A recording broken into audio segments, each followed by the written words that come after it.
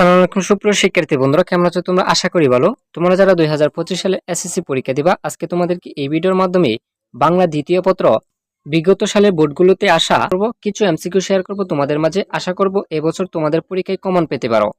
দেখো, বিভক্তিযুক্ত শব্দ মাত্রাকেই বলা হয়। দেখো, এটি কিন্তু ময়মনসিংহ 2022 সালে এসেছে। উত্তর হচ্ছে পদ। আরেকটি দেখো, বিভক্তিহীন নাম শব্দকে কি বলে? যশোর বোর্ড 2022 সালে এসেছে। উত্তর হচ্ছে প্রাতিপদিক। তারপর দেখো, বরিশাল বোর্ড 2024 সালে এসেছে।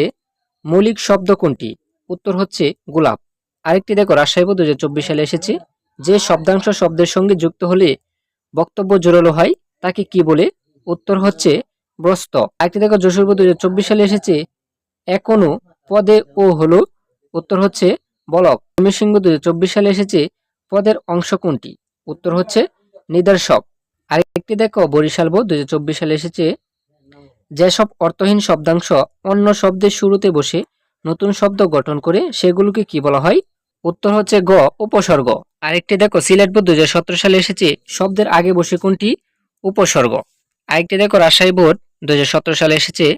কোনটি অর্থবাচকতা নেই কিন্তু অর্থদত্ততা কথা আছে? উত্তর হচ্ছে উপসর্গ। একটি দেখো, ময়মনসিংহ 2024 সালে এসেছে। অর্থ নেই কিন্তু অর্থের দ্বৈতলা তৈরি করে। উত্তর হচ্ছে উপসর্গ। ঢাকা বোর্ড 2024 সালে এসেছে। দেখো, বাংলা ভাষার উপসর্গের সংখ্যা কতটি? উত্তর হচ্ছে অর্ধ শতাধিক। আরেকটি দেখো, ঢাকা বোর্ড 2015 সালে এসেছে। উপসর্গের কাজ কি? উত্তর হচ্ছে নতুন অর্থবোধক শব্দ গঠন করে। উপসর্গের কাজ হচ্ছে নতুন অর্থবোধক শব্দ গঠন করে। দেখো, যশোর বোর্ড 2020 সালে এসেছে। অনুদ শব্দের অনু উপসর্গটি কোন ভাষার? উত্তর হচ্ছে সংস্কৃত।